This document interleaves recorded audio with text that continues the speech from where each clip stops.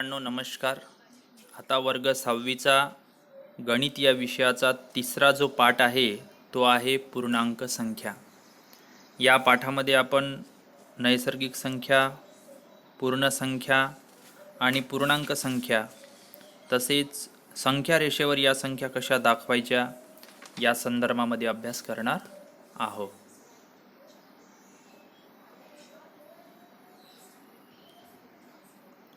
बघा, आपण मोजण्यासाठी वापरलेल्या 1, 2, 3, 4 या संख्यांना मोजसंख्या म्हणत असतो. 1, 2, 3, 4 एक पासूनच आपण मोजायला सुरुवात करतो, म्हणून या संख्यांना मोजसंख्या म्हणतात. मोजसंख्यांनाच दुसरं नाव नैसर्गिक संख्या आहे. तर अशा पद्धतीनं इथे तुम्ही बघू शकता, मोजसंख्या 1 पासून सुरू होते, 2, 3, 4 मध्ये हे टिंबटिंब, याचा अर्थ मध्ये भरपूर अशा नैसर्गिक संख्या आहे. 321, 322, 28,573 आणि याही पुढे अनंत नैसर्गिक संख्या आहे ज्या आपल्याला सांगता येत नाही. पण आकाशातील चांदण्या, समुद्रकिनाऱ्यावरील वाळूचे कण आपल्याला मोजता येतील का? ते असंख्य असतात.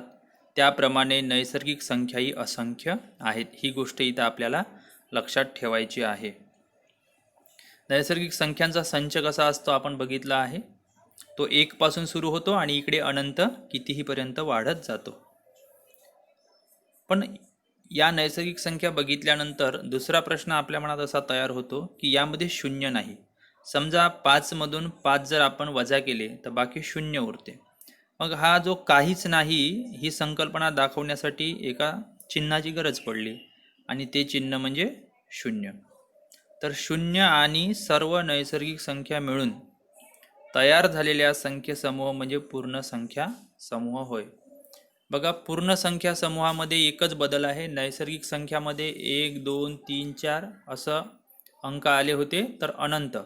पण पूर्ण संख्यांच्या संचामध्ये फक्त एक गोष्ट वाढलेली आहे, ते म्हणजे शून्य.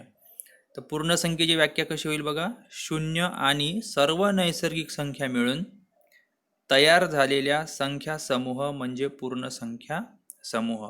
आणि पूर्ण संख्या समूह या पद्धतीनं असते: 0, 1, 2, 3, 4, 367, 368 आणि इकडे पूर्ण संख्या सुद्धा इकडे अनंत वाढत जातात. हे आपण इथे लक्षात ठेवायचं. या पूर्ण संख्या समूहात नसलेल्या काही संख्या सुद्धा आपल्याला व्यवहारात वापराव्या लागतात. म्हणजे नैसर्गिक संख्या आहे, त्यानंतर पूर्ण संख्या झाली, पण पूर्ण संख्येनं सुद्धा आपल्या व्यवहारामध्ये आपली व्यावहारिक गरज लिहिताना पूर्ण होत नाही. उदाहरणार्थ बघा, महाराष्ट्रामध्ये हिवाळ्याचे तापमान 10 अंश सेल्सिअस आहे किंवा 8 अंश सेल्सिअस इतके खाली जाते, पण ते कधीकधी 0 अंशाच्या पर्यंत खाली जात नाही. काश्मीरमध्ये मात्र ते कधीकधी 0 अंशापेक्षाही खाली जाते. ते दाखवण्यासाठी शून्यापेक्षा लहान संख्येची जरुरी भासते. म्हणजे आपण नैसर्गिक संख्येत बघितलं की नैसर्गिक संख्या 1 पासून सुरू होतात तर अनंत वाढत जातात. तशा पूर्ण संख्या म्हणजे ज्याची सुरुवात आपल्याला शून्याची गरज भासली, शून्य नैसर्गिक संख्येत ॲड केला तर पूर्ण संख्यांचा संच तयार झाला. पण शून्यापेक्षाही लहान संख्या असते, जसं आपण काश्मीरमध्ये हिवाळ्यातलं वातावरण बघतो, तापमान बघतो, जे 0 अंशाच्या खाली असते. तो कधीकधी काश्मीरमध्ये बर्फ पडते तेव्हा त्याचं तापमान -8 अंश सेल्सिअसपर्यंत जात असते. तर नेहमीच्या संख्येमागे ऋण हे चिन्ह दिलं, मायनस हे चिन्ह दिलं की ती संख्या शून्यापेक्षा लहान होते, तिला ऋण संख्या म्हणतात. मग यावरून ऋण संख्येची संकल्पना पुढे आली की शून्यापेक्षा लहान कोणती संख्या असेल तर शून्यापेक्षा लहान ही -1, -2, -3 या संख्या शून्यापेक्षा लहान असतात. तापमापीवर बघा, शून्यापेक्षा वरच्या 1, 2, 3 अशा वाढत जाणाऱ्या संख्या असतात, त्यांना धनसंख्या म्हणतात. आणि शून्याच्या खालच्या ज्या संख्या आहे त्या क्रमाने -1, -2, -3 अशा वाढत जातात. आपण तापमापी बघा, या तापमापीमध्ये शून्याच्या खाली ज्या संख्या आहे या ऋण आहे, -10, -20, -30, आणि शून्याच्या वर आहे 10, 20, 30 या धनसंख्या आहे. अशा पद्धतीनं आपण धन आणि ऋण संख्या तापमापीवर कशा असतात ते समजलो. संख्या रेषेवर ऋण संख्या दाखवता येतात का, हाही एक महत्त्वाचा प्रश्न आहे. त्यासाठी आपल्याला बघावं लागेल की संख्या रेषा बघू आपण सुरुवातीला. आता इथे बघा, ही आहे संख्या रेषा. संख्या रेषेवर तुम्ही बघा, इथे हा आहे आरंभ बिंदू. संख्या रेषेवर आरंभ बिंदूच्या उजवीकडे आरंभ बिंदू उजवीकडे ज्या संख्या असतात त्या क्रमाने वाढत आहे. 1 2 3 4 5 6 7.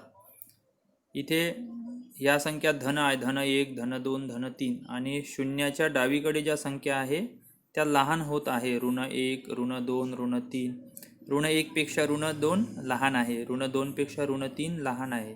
अशा पद्धतीनं डावीकडे जसं जसं आपण जाऊ आरंभ बिंदूच्या तशा तशा संख्या या लहान होत जातात. इथे बघा, ह्या ऋण संख्या आहे आणि ह्या धनसंख्या आहे.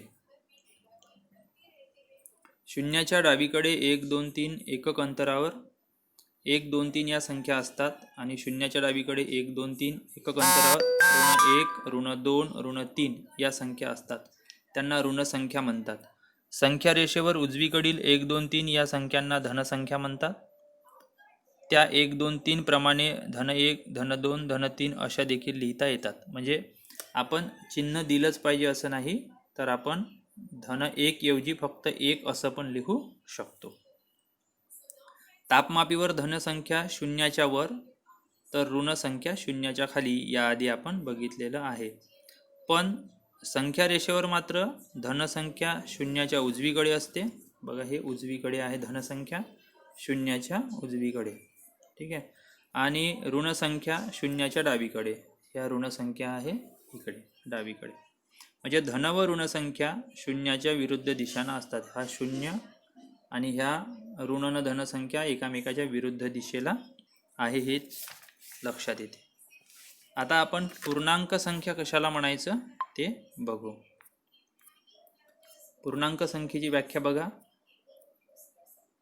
पूर्णांक संख्या म्हणजे काय आहे बघा, धनसंख्या शून्य आणि ऋण संख्या मिळून जो समूह तयार होतो त्याला पूर्णांक संख्या असं म्हणतात. धनसंख्या त्याच्यामध्ये ऋण संख्या सुद्धा ॲड होते आणि ह्या सगळ्या मिळून पूर्णांक संख्या तयार होते. आपण या पूर्णांक संख्याचा संच कसा राहील ते बघून घेऊ. ठीक आहे. तर ह्या आकृतीमध्ये तुमच्या लक्षात येईल, ही जी आकृती आहे याच्यामध्ये बघा, इथे नैसर्गिक संख्या 1 पासून सुरू झाली तर इकडे अनंत वाढत आहे. या नैसर्गिक संख्येमध्ये शून्य ॲड केला तर पूर्ण संख्या झाली. आणि नैसर्गिक संख्या पूर्ण संख्येमध्ये जेव्हा आपण ऋण 1 ऋण 2 या संख्या मिळवतो तेव्हा एकूण तो पूर्णांक संख्याचा संच तयार होतो. यानंतर संख्या रेषेवर पूर्णांक संख्या कशा दाखवायच्या हे समजून घेऊ. संख्या रेषेवर पूर्णांक संख्या दाखवण्याची पद्धत आहे बघा. काय म्हणते, संख्या रेषेवर ज्या ठिकाणी शून्य ही संख्या दाखवली जाते त्या बिंदूला आरंभ बिंदू म्हणतात. इथे बघा, हे शून्य, याला म्हणतो आपण आरंभ बिंदू. शून्याच्या उजवीकडे व डावीकडे समान अंतरावर बिंदू दर्शवतात. हे समान अंतरावर बिंदू दाखवलेले आहे. उजवीकडील बिंदूंनी दाखवलेल्या संख्या धन या धनसंख्या आहे आणि डावीकडच्या संख्या ऋण मानतात. आता बघा, संख्या रेषेवर ऋण 7 व धन 8 या संख्या दाखवा. इथे बघा, समान अंतरावर जर आपण गेलो धन 8 इथे येतात आणि ऋण 7 इथे येतात. तर अशा पद्धतीनं आपण तिसरा जो पाठ आहे पूर्णांक संख्या हा इथं शिकलेलो आहोत. मला वाटते आपणा सगळ्यांना हा पाठ समजला असेल. सर्व विद्यार्थ्यांना माझी विनंती आहे की त्यांनी हे यूट्यूब चॅनल सबस्क्राईब करावं आणि लाईक बटन दाबावी, तसंच कमेंटसुद्धा करावा आणि आपल्या मित्रांना हा व्हिडिओ शेअर करावा. ठीक आहे. हा व्हिडिओ बघितल्याबद्दल सर्वांचे खूप खूप धन्यवाद.